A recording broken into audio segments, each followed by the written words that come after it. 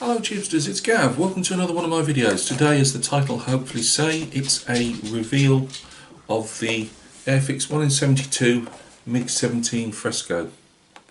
It's the Fresco, isn't it? Yes. That one's showing a North Vietnamese one. I've done the Soviet Union one, which is all in silver. I thought that might be a bit beyond my capabilities at the moment. This, by the way, was sent to me by Joe over at Mad Genius Productions channel. I mean, he even thoughtfully got it in the UK and had it delivered here. Obviously saved him the package, and to be honest with you, we now have to pay. I haven't got a problem paying the VAT on stuff coming in. You know, the country's on its knees. Unfortunately, we have to pay taxes. I haven't got a problem with that. I've got a problem more with the £8 handling fee. So, you know, if you send somebody something like this, you're adding, well, whatever you're adding onto it, I don't know, but you're adding on a fair old chunk of money, you know. So, yeah, I appreciate that, Joe. I've tried to do the best I can with it. I'm learning just about everything with scale modelling. You know that I've also, as well as doing the Badger, I'm also, on a whim, I watched a sports bike, a 1 in 12 Tamiya sports bike being built, and as you guys know, I've had the Kawasaki Ninja ZZ RR, and for beginning of the pandemic, so a couple of years ago, it seems like 10, and I have pulled that bike out the stash that many times and put it back in because I just didn't have the nerve. Because whenever I try my aircraft, with the tanks it's different because there's not really seams that need filling, and quite a lot of time if there is, you tend to put your own weld beads around it, something like that anyway. So it's not too bad, but aircraft, again, what do I know, but I would hazard that they're a lot like automotive cars and bikes in the sense that you can't hide stuff, you know, it's there on show, and it's this one has, I've advanced in bits and I'm happy with that. I'll show it all in a minute, but the seam itself is still a bit like the relief map of Europe. You know, it's like, whoa, I've done my best, I really have. So Joe, I can only do my best, and I'm learning, and I feel a bit I've let you down on this one because it's still not brilliant. But I can't remember who. I can't remember if it was one of the car guys or whether it was one of the aircraft guys that said metallic paint is really hard. When you put it down, it shows up everything. When well, it showed up everything. So, this plane is supposed to be like what the Soviets or Russians do is put like an aluminium powder or something in the paint itself. So it's not actually aluminium. It's not like a shiny aluminium plane. It's like a silvered, and they go fairly dull, obviously with age. But the seam line is better than I've done. So there's positives out of that, definitely, but still not something that, you know, you'll see in a minute. You look at it and you can see it's not a great seam line. And what else have we got? Canopy masking. I made it out of obviously masking tape. I put one of those engineering pencils, you know, all the click ones. I put that one around the outside, as I'd seen one of the guys suggest. And I've still managed to get some overspray on it. That's somebody else video bombing. I keep doing this. I should turn the plastic thing off. Right. Moves his phone somewhere else because that'll bound to go off. But yeah, I've still managed to get some overspray. I tried getting rid of it with some IPA. I didn't want to put anything stronger on it because obviously knock the paint up around the frame of the canopy and that. Also, where I stuck the canopy down, the canopy doesn't join. I tried both, and the one that you're supposed to put down didn't fit any better. It's probably all down to me. I'm not blaming the kit. And there's a gap between when the canopy shuts. I should just kept it open. So there is a slight overspray. This will only come with practice, you know. As I say, the problem is, one, I flip from different subjects anyway, so it's not like I'm just an aircraft builder, and you will see yourself advance, you know, if you do that. Because I just have so many general interests, I don't advance particularly quickly, I think anyway, and that's my excuse. But I mean, I look at the Tamiya bike that I'm building. If I can do that, I mean, I haven't put a primer on yet because I haven't touched the fuel tank since I've shown you. I've been building the engine and painting that because it needed paint on it before I could get to the next stage on the engine. So, and also I was sticking the exhaust pipes together last night on the first set, so I could get it under paint with the other stuff for the engine, as it was all having the same. You know, I was getting the airbrush out, so I wanted to get that sorted. So yeah, if I can get the seam line on aircraft like I did on the bike, even if that bike's not 100% perfect, which it's not going to be, because again, I'm only learning, but if I could just get the seams, the aircraft closed together, like I could get on that bike tank, fuel tank, then I'll start feeling a lot more upbeat, you know, on doing them. So yeah, that's about it. So what else? Oh, the paint all went wrong. Why did the paint go wrong, Gav? I can't remember now. I got some VMS varnish. Well, I've been able to spray the satin's absolutely fantastic, and that's what it's got on it. I tried the gloss.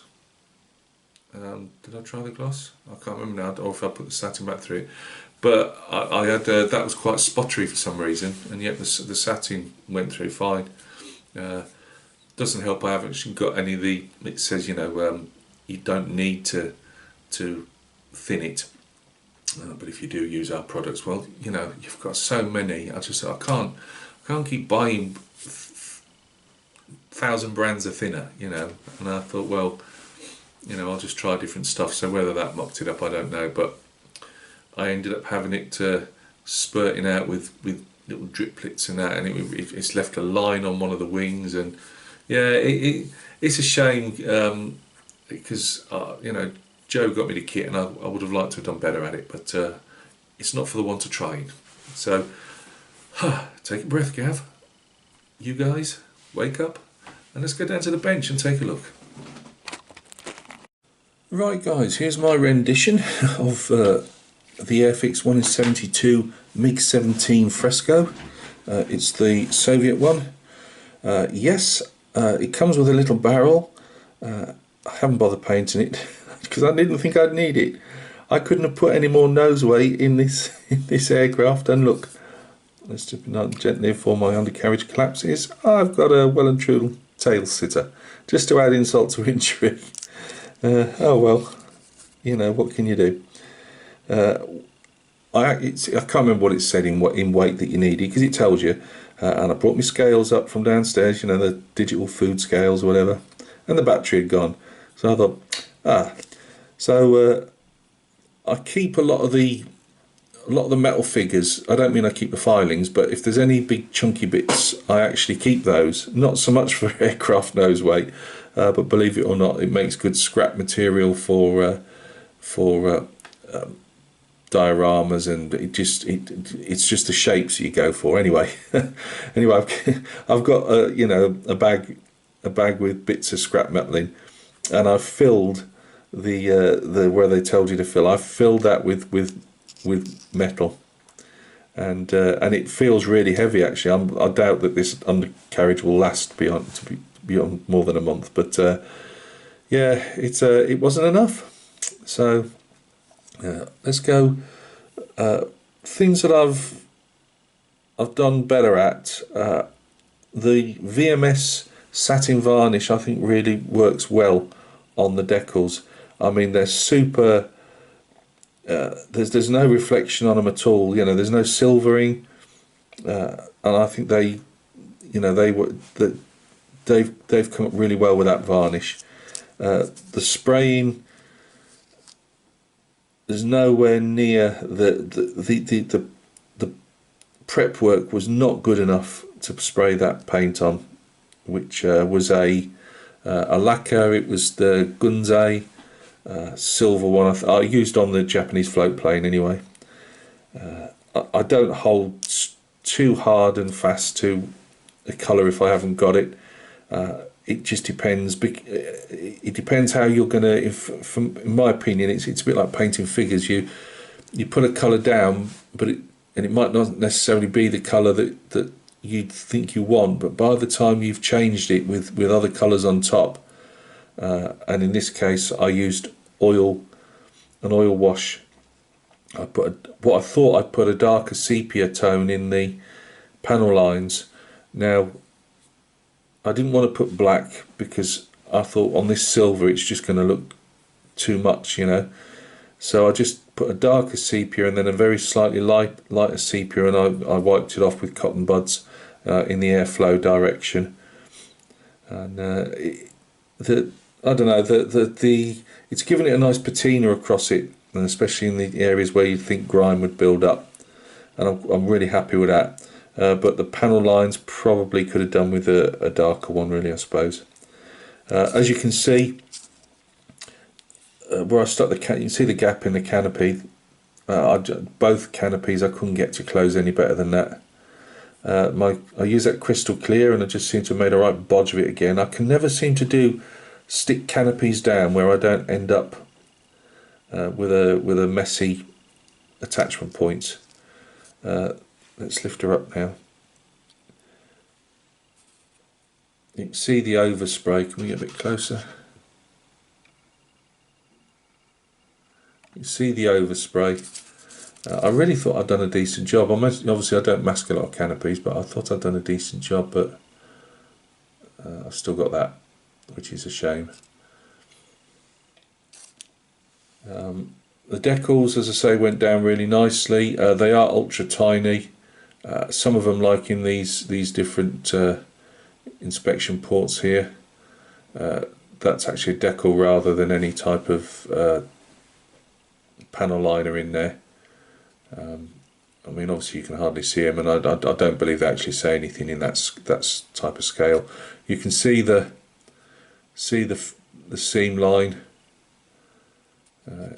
It's still not good enough, you know. But as I say, although I might sound downhearted, I'm not beating myself up that much. At the end of the day, I'm learning, and it's going to take a while before things start clicking. Fuel tanks, I believe, had a seam in real life, so I left that. I mean, obviously I tidied it up, but obviously two halves are welded together or pressed together. Sorry, knocking everything off. Again, you can see on these, but I think those are for cameras.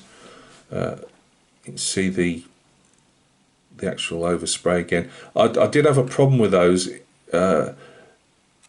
because they sit in between the two halves. I had a right job trying to get them to stay in place without pushing out or pushing up or getting moved around, so I had to be really gentle with those. And I'm not sure that they should not sit down a bit farther, but once it's halved, the two halves are closed up, you know. I'm calling all this, again, the seam line there, it's better than the top one probably. I'm calling any ripples there canning. That's a good metal canning, that is.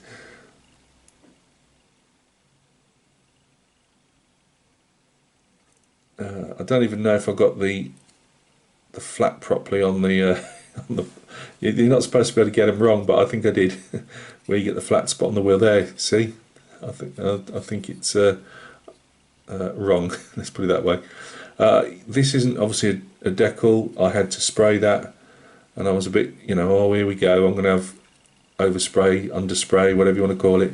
But I don't think that turned out too bad. That's one of my real standouts of the build, that I managed to get that without it spraying to getting spray over everything else. I had a bit of trouble closing the halves up, and I think that was down to me when it comes to all this. Just about to see it there. But that's about it. I didn't see a huge amount of heat staining around the actual exhaust at the back.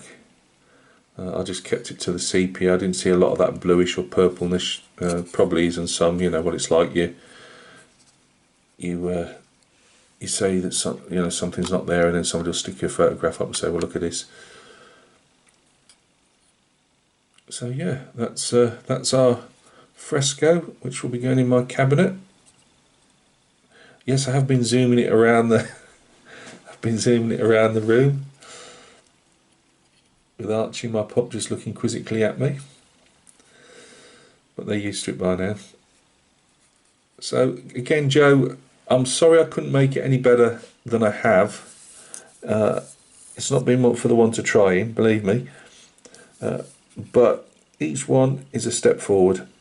As I say, if I can build that bike and make it look halfway decent, I mean, it sounds silly, but it gives you the encouragement to know that you could possibly, stick the two halves of an aeroplane together and not have them look like they're two halves that are stuck together.